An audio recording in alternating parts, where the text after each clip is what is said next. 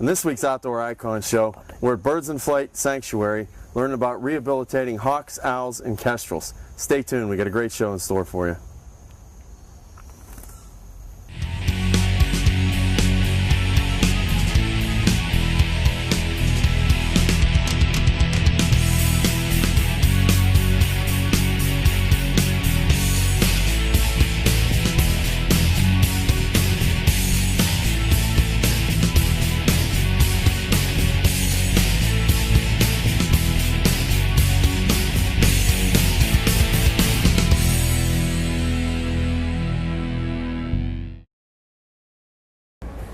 Hey Den, we're over here at Dick's Sporting Goods out in Niles, Ohio in the Eastwood Mall complex, and I tell you, there's some hot deals. I went and took a look at my little condo ladder stand I just purchased.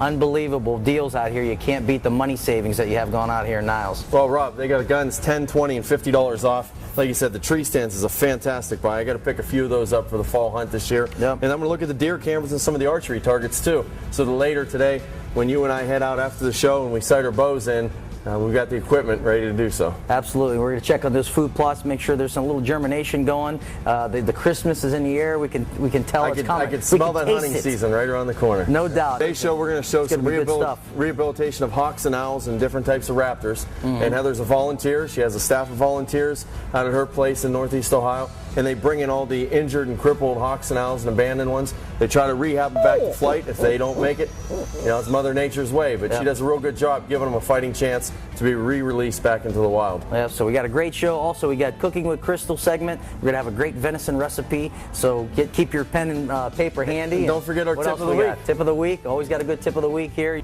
Well, Rob, I'm going to head this way and check out the sales. You head that way. Call me on the cell phone if you find anything that's really a good buy. Sounds like a good plan. I'm ready to spend some money in anticipation of the fall hunting season. Let's do it up. Let's do it. We're out here today in Trumbull County with a wild raptor rehabilitator, Heather Merritt, from Birds in Flight Sanctuary. Heather, thanks for being with us today. Thank you for having me. Now, people always wonder, especially during the spring, they find all kind of baby animals, they find injured animals, they find animals that might be caught in unpredictable circumstances. And Heather is the person, when they make that phone call, that'll go out and rescue these animals, especially if it's dealing with birds. Yeah. And you have quite a large selection out here that we've noticed. You're federally licensed, state licensed, legal to handle these birds. Yes. Usually you can't handle, especially birds of prey. You can't touch. Can't even own a feather. Well, she just gave me a look. I tried touching it. You know, it's just natural. You know, natural thing you want to touch or pet something, and you know, I got to watch because this is still a wild bird here. That's right. The bird can probably poke your eyes out, right then. What do we have here, Heather? What are you holding in your hand, right? This is a barred owl, B-A-R-R-E-D. A lot of people confuse them with the barn owl, which the barn owls are all white. These are very common. Usually, if you hear an owl during the day, this would be it. This would be the one. These are the ones for the hunters out there. Yeah, the turkey hunters. When they're trying to get that turkey to gobble and they do the who cooks for you, who cooks for you too thing. No, these are the guys. These are the guys that that make that sound. And you do hear them in the morning. You hear them in the evening. Just awesome predators. Awesome predators. Now, Heather, typically, where are these owls found at? I mean, are they, you know, in big pine trees, big trees, oaks? You know, what are they usually found? They're going to be in an old forest. They're going to be like woods right back here. Okay. If I walk out at night, I'll hear 5 or 6 right in my backyard. Oh, really? Just because he's called them in half the time. Oh, yeah. Now, what's a typical diet for a barred owl? The barred owls are going to eat a lot of mice. They'll eat some frog, a little bit, salamanders, snake. Not too much of a feather bird, though. And these are awful silent when they fly, too, They're right? very silent because of the edge of their feathers. You can't really see it too much, but there's like a comb that breaks up the air. So whenever they're flying, all the air breaks up so they don't have any sound, and plus the feathers on their feet break up all the sound. And now, is this owl typically always hunting at night then, and specifically hunting at night? Right now, we're having bad weather. Yeah. You know, they still have babies. You can hear the babies in the background still crying for food. Yeah. You know, they're going to get a chance just like this in the break in the weather, and they're going to go out and hunt. They're not going to let their babies starve for too long.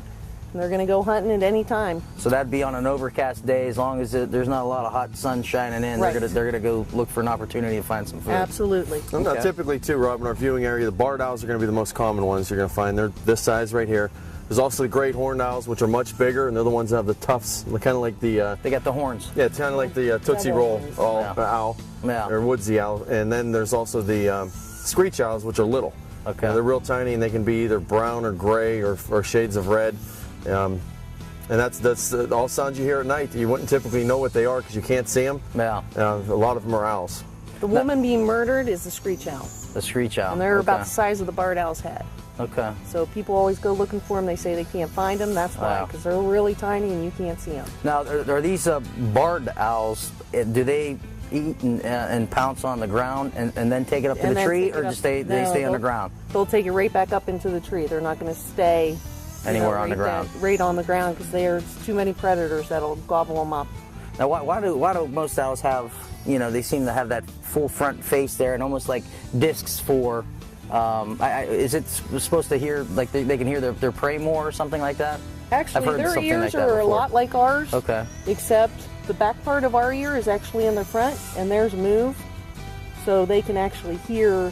They'll turn their head until they can hear exactly where it's at, And then they pinpoint it. and they pinpoint it. If you throw a pin up in the middle of the room, Yeah. they will know exactly where it's at. Where you would have to throw it up 100 times for a human to find Right. it. Wow, that's something else. Eyesight's great. Hearing's Yeah. even better, and these things are stealthy killers. Okay. Well, Something that's good Now, stuff. what's here. in the future for this guy? This one we use for education because it's an imprint. It thinks it's a human, and if we would release him, he would pick one person that he liked, and he would try and kill everybody else around him. Just like they would in the wild. Once they choose a mate, all the other owls have to go, except this one doesn't know he's an owl anymore, and he's chose people. Oh yeah. So he'll be used for education, educate people on what to do and what not to do if they come across owls. Now, what are the other options when you rehab an animal here? And when you bring an animal into birds in flight, what are your choices? Well, we do surgery, we do all medical things that we need to be done for a bird to be released back out into the wild again. But if they're terminal, you know when to pull the plug, and that animal's got to go down. Absolutely. We don't have any problem doing that here. Right, and a majority of them, I would understand, probably are going to meet the fate that way. Yeah. Well, realistically, 80% don't make it through their first year. Out of that, 40% don't make it through the second year. So you're Wow. looking at a lot of birds that never make it through. Yeah. Okay. Well, you're doing Well, a very great interesting. job out here, Heather. Thank Let's you. move on to another Yep. type of animal, Rob. Absolutely. Thanks. This Outdoor Icon Show factoid is brought to you by First Metropolitan Mortgage.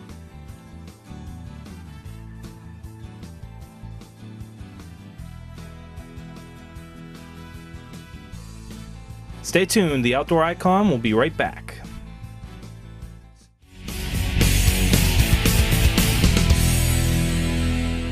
Rob, now this is my second favorite raptor.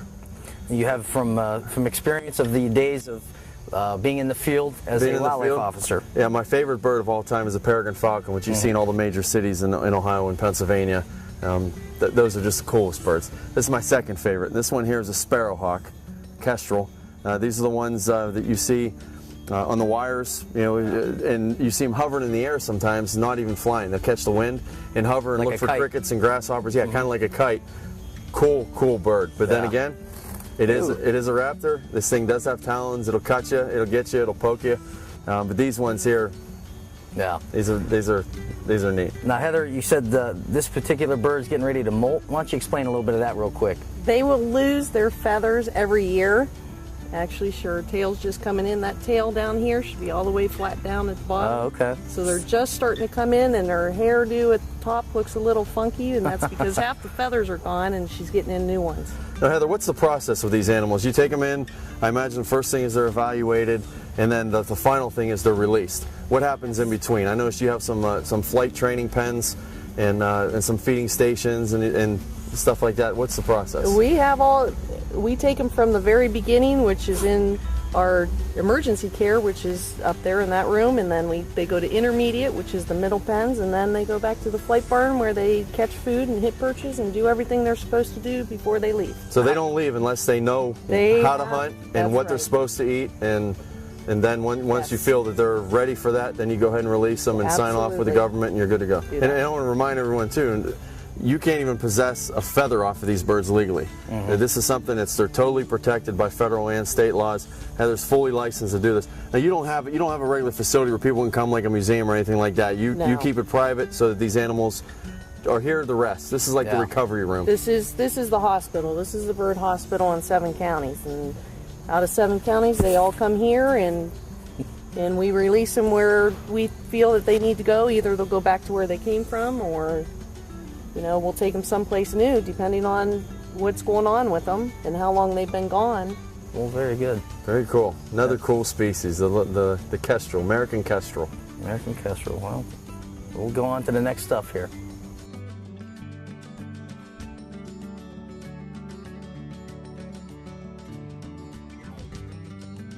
This week's Outdoor Icon Tip of the Week is brought to you by Palo Creative, advertising, marketing, and PR. Rob, today we're going to talk about optics. We've looked at a lot of birds over the last couple of weeks. We're getting into the hunting season. We want to be able to identify the ducks that are out there and look at the hawks and owls that are in the field. So we're going to talk a little bit about optics, some of the essentials that the viewers need to know about optics. First of all, I keep a small, inexpensive pair of binoculars in every vehicle that I drive. You never know when you're going to drive down the road and see that buck in the back of a field or something off in the distance that you haven't seen before, maybe in a pond or lake, some type of a duck or bald eagle. So I make sure there's a pair of binoculars in everything that I drive. There's inexpensive pair that if you lose them, no big deal. There's also the mid pairs that I use for hunting. This is something nice and compact. I can put on a strap, keep it tucked in close. It's not going to weigh your neck down. It's not going to hurt. These ones here are 10 by 36s, and when you're talking on binoculars, all pair of binoculars have the 2 numbers with them. 10 is 10 times magnification, 10 power. There's 8 power, 10 power are kind of the common ones. Then the next number, 36, is how many millimeters the lens is, how big how big of an area you can see through the binoculars. Okay. The bigger the number there, the bigger they are. These are 10 by 36s. These are 10 by 50s, and you can see these are much bigger. And then you also have the ones for bird watching, the ones for long distances.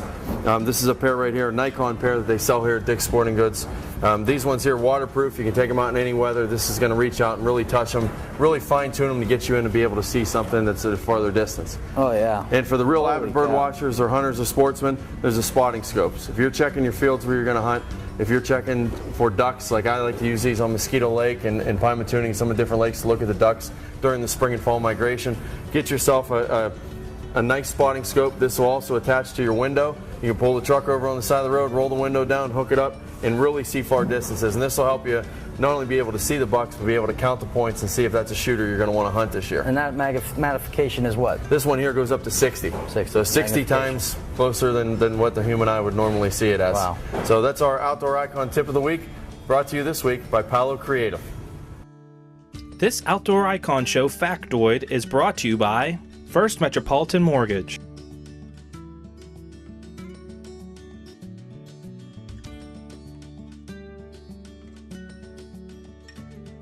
Stay tuned, the Outdoor Icon will be right back.